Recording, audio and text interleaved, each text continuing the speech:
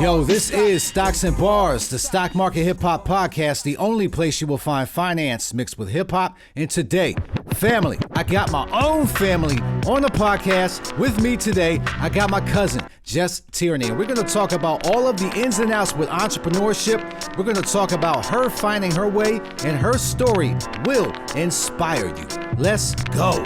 I got my clique ready to use the money they got from jobs and courage and teaching them that it's not so hard. I'm doing this, making investing pop. You law is extra. You tuning in to Stocks and Bars. This is Stocks and Bars, the stock market hip hop podcast, the only place we will find finance mixed with hip hop. And today, family, when I tell you I have been chasing this person down for over a year, this is no lie. This is 100%. I made it. So I made it. The person that is on my podcast today, let me tell you, I've watched her blossom into the person that she is right now. We used to have conversations at their old house about things that we would like to do. And we always talked about businesses and real estate and all of these good things that real friends and family should be discussing for their growth. And we had these very early on. So fast forward to now, I've watched her turn herself into a mogul. And when I say this, I am not lying to you either. I've wanted to have her on my podcast for so long because I wanted to show her that I love her and I appreciate her. And I just want people to know that within their own family, within their own circle, they have somebody that they can reach out to that is at a level that they can learn from. And I'm learning from her as she grows. I see her do it on TikTok. I see her personally do it every single time we connect. And family, I want to welcome to my podcast, my cousin, Jess Tierney. Yo, what's going on with you? Happy birthday to you. We love Thank you so much. Thank you so much. I love you so much. I'm sorry that it's taken me this long to get on here. You know, life gets crazy busy. This year has been wild. So I'm glad that we could finally my kids are here. They might pop over a shoulder, but it's all good. It's great. I'm happy to be here. This is 100% life. I love seeing you live it. I love everything that you're doing. I love how you are building your family, how you're working with your husband, everything that you're doing. I can sit here in this whole podcast and be straight up how much we love you, Jess. But before I keep doing that, let's go ahead and let everybody know about who you are, what you're doing, how you got to where you are at right now. Yes. So I am Jess Tierney. I am a co-owner of a home staging company in Akron called Rough Diamond Studios. I run that with my best friend, Amy Vartnook, and it happened on accident. I was not meant for this life. I never thought that I would be my dog. I have a husky. I'm sorry. Stop. Please just wait. I might just have to let her out in just a second. That's all right. Anika, you can hold on. She can just hold. You just need to wait. She's not going to have it. I'm going to let her out. Hold on. All right. The dog, okay. She's so rude. I thought it was going to be my kids. It's the dog, of course. She wants to be the star of the show, I swear. So I own a home staging company called Rough Diamond Studios in Akron, Ohio, with my best friend, Amy Vartnook. And I was not really meant for this life. I didn't think so. I didn't really know my talents. I knew that I possessed some talents, but just was trying to find my way all the time. So I'll back up to kind of, you and I have known each other for like 15 plus years, I would say. Yeah. So right before I had joined my business partner, I was an Allstate manager. I was managing 2 Allstate, big offices with employees, and it was a lot. The sales were a lot, keeping up, going month to month, and it was always for someone else's dollar. I was always making like this much, and he was making like this much. Right. And I was like grinding. And it was just, I got tired of that. I was like finally recognizing some of my own talents and being like, I don't know what it is, But I know it was when we had our daughter Zoe that I was like, I can't do this This is anymore. it. Like my Yeah. time is better served, even if I'm at home, it's better served than like making someone else money over and over and over again Right. and just working myself to the bone. Like I would come home and be answering calls at 9 o'clock at night, weekends, like crazy stuff just to keep up. I was Right. in the rat race, like just in it. Yeah. And I'm like, I need out. So luckily, Evan, my husband, was like, get out, just let's find something that you want to do. Just stay home with Zoe, do what you need. So I stayed home with her for a little bit, but it was like just not enough. Not that motherhood is not enough, not that being a homemaker is not enough, Yeah. Yeah. because it absolutely is for some people. But your wife's my cousin and she is the same way. Like that Yep. is great. We love that. But like we need something more for ourselves, you know, to feel that. And so I was like, okay, I don't want to go work for someone else. Let me like make dog treats and sell them. Like I was trying to do You're anything I doing, could yeah. from home to like side hustle anything. Like I think I did one of the MLMs. Like I sold like Posh, which is like smelly lotions and Yeah. stuff. Like I was just really trying to like hustle just to like figure out what I liked, try out new things, new experiences. And I feel like that it was good for me to try all those things, Right. you know, and to see what I did, what I didn't like, what I was passionate about. So I wasn't passionate about those things though. So they fell off. You know, that's how it Right. is in life. Right. Like a lot of times if those things fall off, it's because you're just not passionate about it and you're not giving it everything you have because you It's don't not want you. to. Yeah. Yes. So I saw my friend Amy, her and I had went to through like grade school together, through high school. We were not friends. We ran in completely opposite crowds. And I just, you know, was acquaintance with her on Facebook and saw her work. I was just following her a lot. And I'm like, I'm just going to reach out to her and I'm just going to ask her if she needs office help. Yeah. So I'm like, I can just do that from home. I can schedule her appointments, make things easier for her. And she was like, bet I absolutely need that. Come on. So I joined her. And then within the year, I was staging because I would see things and she would be like, I see that you have an eye.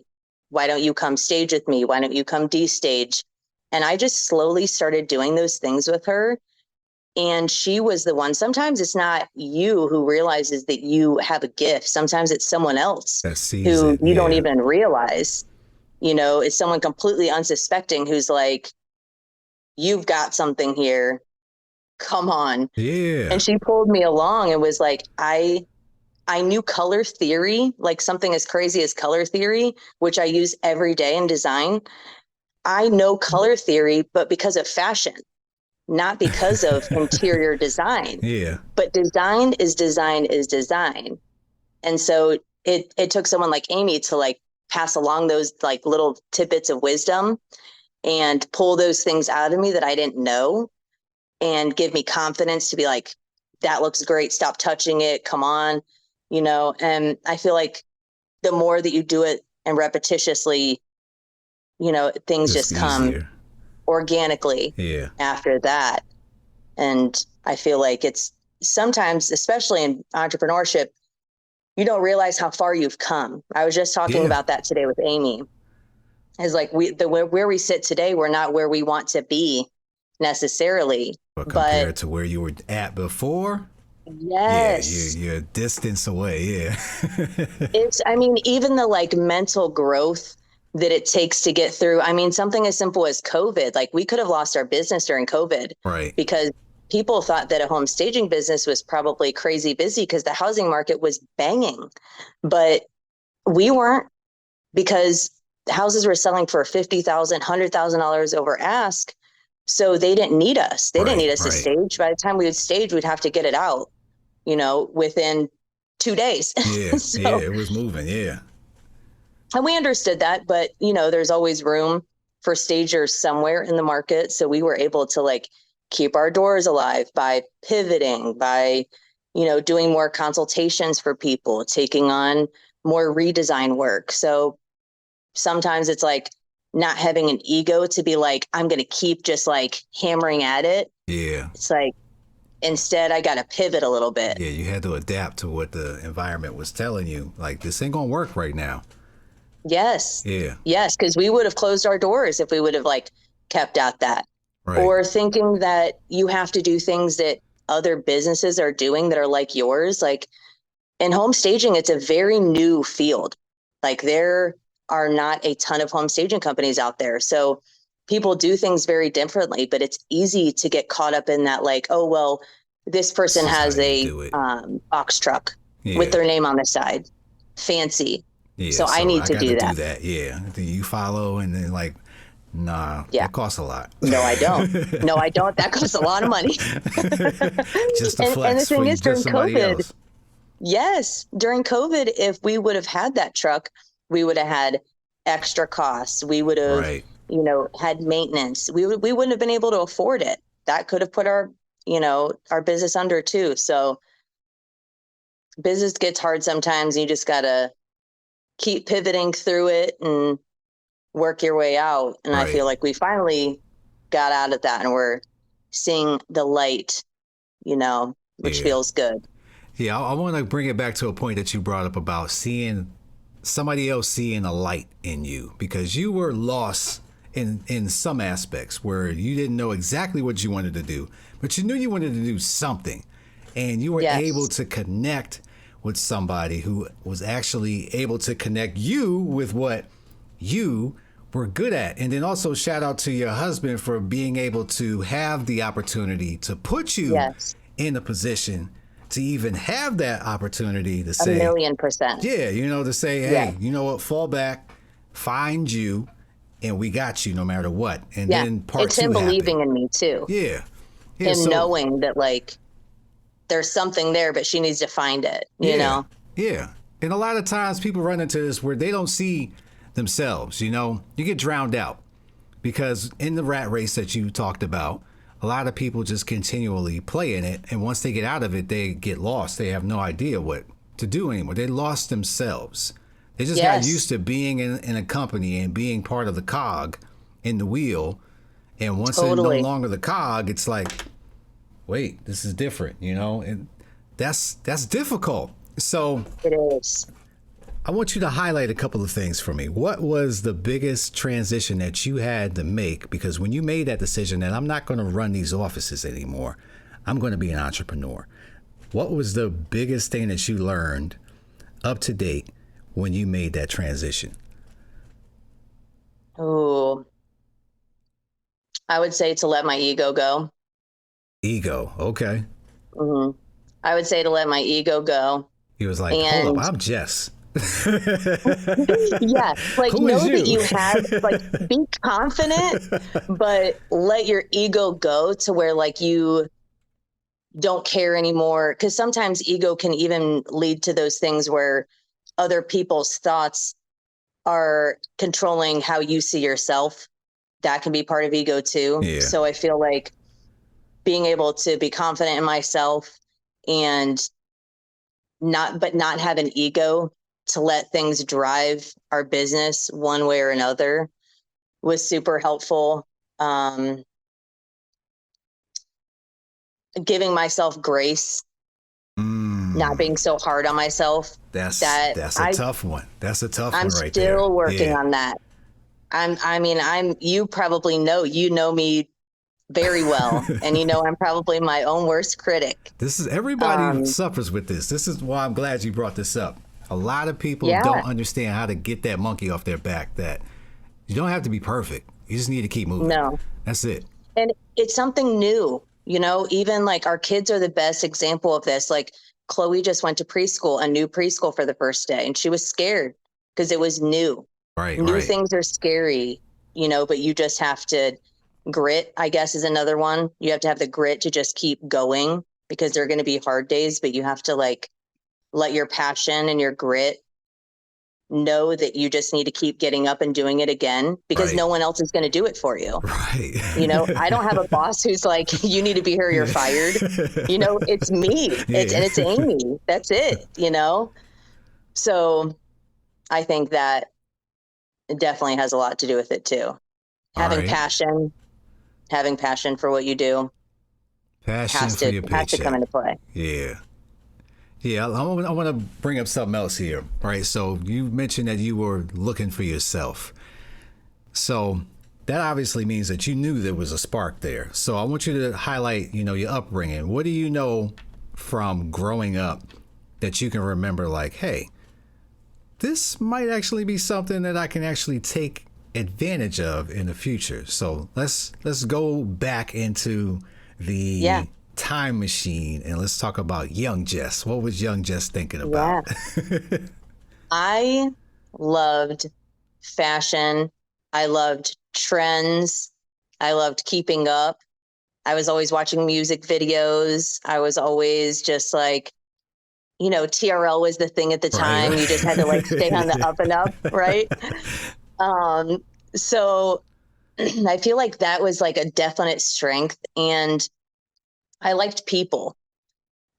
So I feel like entrepreneurship and in sales and entrepreneurship, you have to like people really to make it Yeah, you work. do. This you ain't getting You're around going to that. deal with Yeah. people you don't Yeah. want to, or you have to have someone who likes to. Like Amy, she may not like to deal with people a lot, She likes to stay at home. She likes to be quiet. I'm more the like wild The one, yin and and I love yang. Yeah. people. So you need like a little yin and yang situation, absolutely, to balance you out. But I think that, yeah, the people aspect, fashion, I used to like just try new things all the time. I would MacGyver things. You know, I was always problem solving Yeah. or just trying new things. Like even like, ooh, this towel looks like it would be a cool dress. Like, like I did weird stuff like that as a kid. And it translates. It's not necessarily like I wasn't a kid, that necessarily like redesigned my room. I wasn't putting up posters all over the place. I mean, I did that just like any other kid did. Yeah, I right. wanted to decorate my locker and things like that, but I didn't inherently think that I had this great skill at it. Yeah. Because it came in different forms. Like being an entrepreneur, it's good to be skilled at different things, and different entrepreneurs have different strengths. And I just feel like some of my strengths are just in different spots. Like I absolutely do not like math. I need an accountant. I don't count me out. I don't want anything to do with that. But peopling and designing, I'm good. Bring it in. All right. Yeah. So young Jess knew from the beginning that fashion was something that she wanted to get into, however it translated. Right now it's translating in the form of you doing home decoration and letting everybody know how you shine. So let's fast forward to grown-up Jess now. So you mentioned how just something clicked in you once Zoe was born. That, all right, this isn't it for me anymore. I can no longer live this life. So now that you have had the entrepreneurship bug bite you, I've seen a lot of your videos where you got Coco in there, you're running around and doing all that. So tell me your life now and how you involve your kids in your entrepreneurship. So they come to work with me all the time, especially summer. Like Zoe's older now. Zoe's 9. She's almost 10 years old. So she comes, she destages. Chloe's 4. She will destage a house with me. That's like getting all the items out after the house sells. We have to go back and get our inventory. So we go back with movers and they'll carry rugs and, they come to my office all the time and we'll put some things together. So I hope that when they're older, they see, because there have been some really rough times, in entrepreneurship. There are times where you want to give up. There are times where they've probably Yeah. seen me cry, Yeah. Because I'm like, this can't be for nothing. Yeah. I have to keep going because I did not come this far to come this far. Right. And so I'm sure they've seen a lot of that. And I just hope that later they see that as, grit and determination, and not as like not being able to spend the time with them that I should have, Right.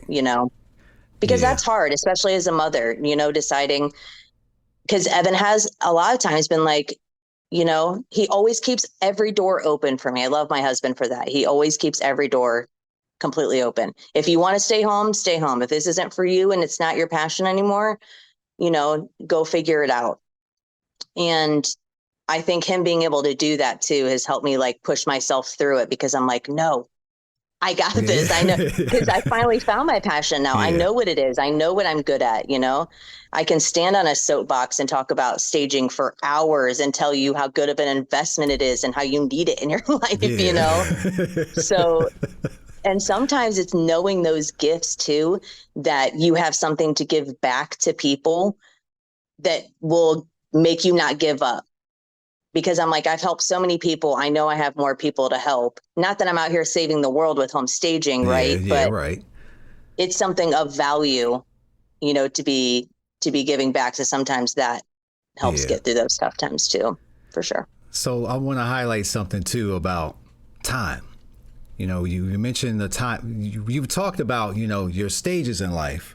But let's highlight the actual time here, because a lot of people think that things are overnight. And the world that we live in with instant gratification of the TikToks and the Instagrams, where everyone thinks you can just be able to just turn a switch on, and then 3 months later, all of a sudden, every dream has come true.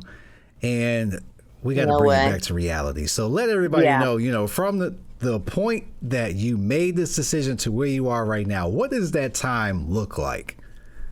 We are like 8.5 years in. This is 8 years, see? 8.5 years in, and we're still not exactly where we want to be. We're still growing. Right. We're still pivoting. We're still doing the things that we need to do. Again, we're much further than we were before, but it takes a lot of time. It takes time. When I look back on like my first consultation of going into someone's house and giving them a occupied staging consultation, where like I would go into your house if you were selling it and say, okay, take these few things down, add this, move this here, there. I remember being like, oh, imposter syndrome, completely like scared. Oh man, like just trying to be like my happy self to get through it and smiling, I probably felt so awkward. I was probably like this the whole time. So it was just like, cringe. Total cringe. But now, to think about that, we teach other home stagers how to be home stagers. Amy and I have a staging course, and we do, we have a group and there are people in it. And we hear people say that all the time. Like, I feel like I'm an imposter when I start doing this. And it's like, you're going to feel like that because it feels scary. It feels new.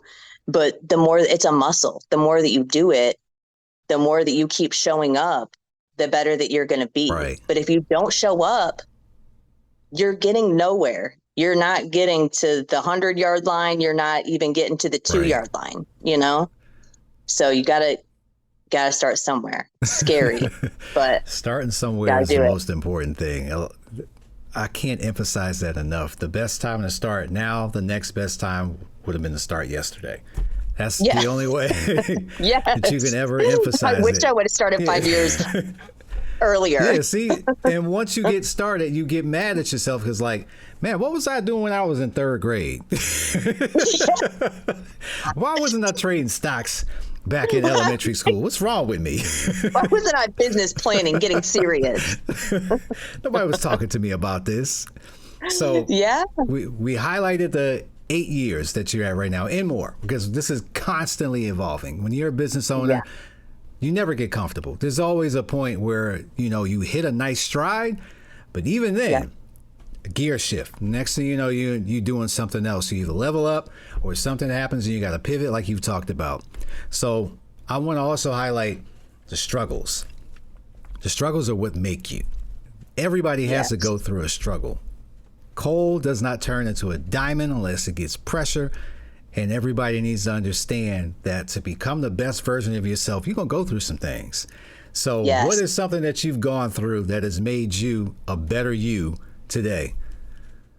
I will be very honest about this. And not a lot of entrepreneurs will tell you this, is that when you first start out, you may not make any money for a little while. Right. You may make a little bit of money. Through COVID, we let go our movers and we moved every single piece of furniture by hand ourselves. I moved full U-Hauls of furniture, couches, dining room tables, chairs, the whole 9 yards to make it look like a whole house. Into the U-Haul, then back out into the house, staged it, and then would have to go pick it up a month later. And we were doing this multiple times a week. And during that time, we were pouring that money back into our business to keep it alive. That is entrepreneurship. Okay. I didn't pay myself for a whole year. Okay. It was the Wild West. Once in a while, it'd be like, throw ourselves $500 once in a while, to like, and that was like purely just to help ourselves mentally, because we were literally working ourselves blood, sweat, and tears to keep this business alive. And so, at Christmas time, it's like maybe pay ourselves $500 to make it worth it. That grit and determination of that year, I really think made us who we were in our business. Right. We laughed, we cried, cried together because, at some point you just have to be like, are we crazy? Yes, we are. We are absolutely insane. Entrepreneurship is not for everybody. It is not. No, you have to be a little crazy. You do. You have to be a little bit crazy. You do. And you have to have extreme confidence in yourself. There's a lot of things that have to be mixed together to be an entrepreneur. To be a successful entrepreneur is a different story, right? Anybody can be an entrepreneur. You can easily step out and like, I'm not working for so-and-so no more. I'm going to do this myself. Okay. I'll see you next year with a job application, right? Yes, exactly. Some people just can't do it. No, that year was so hard. I remember doubting myself a few times, especially because of the time that I was taking away from my kids. I'm putting miles on my car. I'm paying gas. I'm spending time away from my kids. Like, this really does sound crazy. Yeah. And it was. But now that I'm outside of it and on the other side of it, I'm like, it was worth that was not for nothing. Yeah.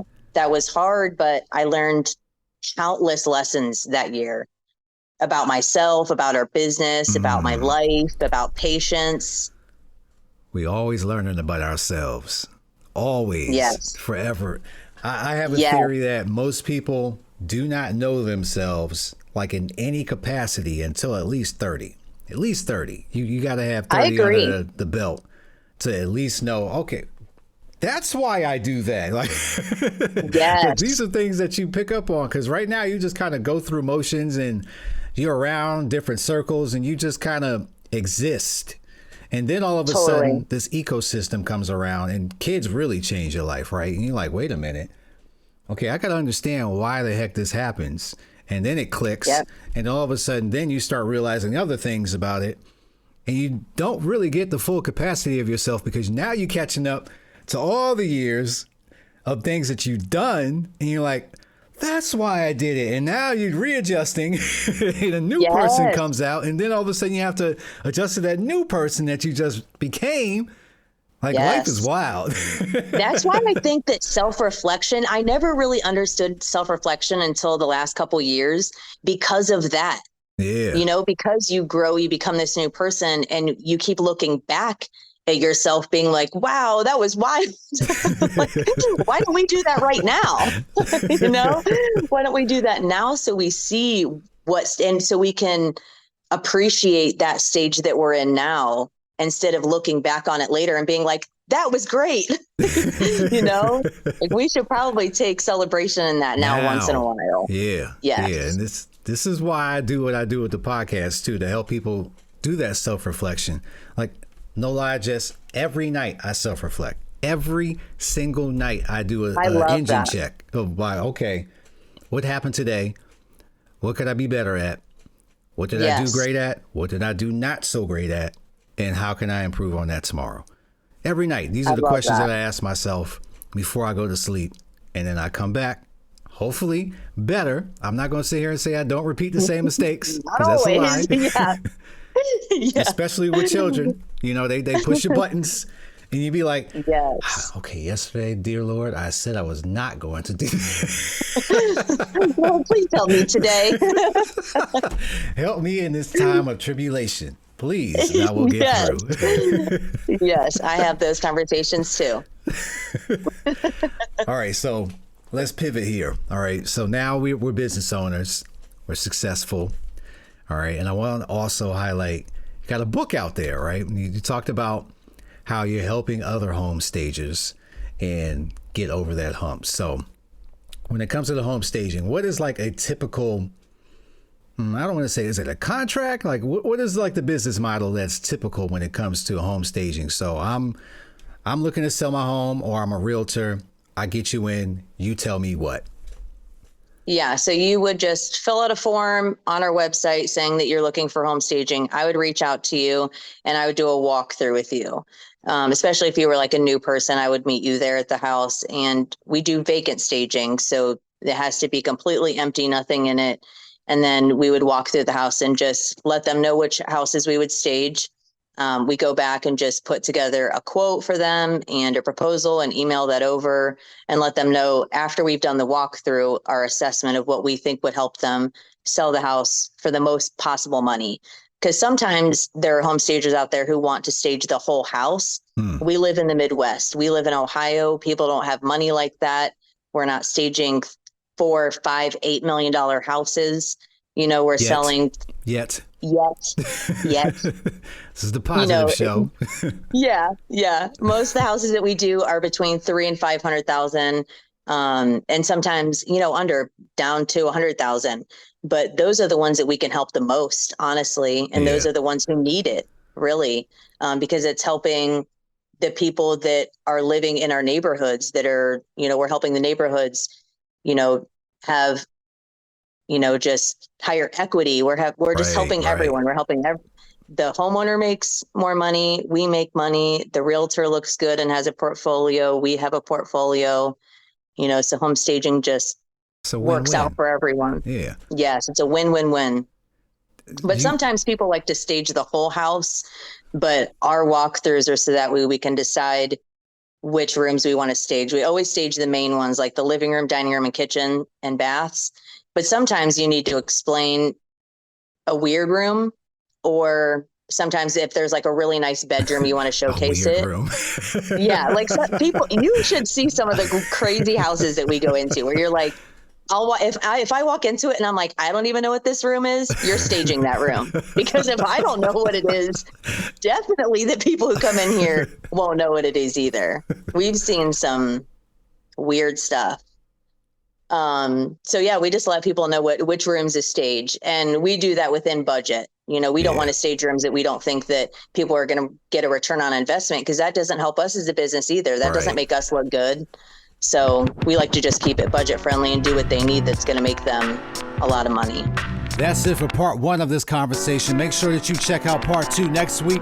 Tag the show Stocks and Bars. I want to know what challenges you face as an entrepreneur. Tag the show and share. I got my clique ready to use the money they got from jobs, encouraging, teaching them that it's not so hard. I'm doing this, making investing pop. You law, it's extra. You tuning in to Stocks and Bars. Stocks and Bars. Stocks and Bars. Stocks and Bars.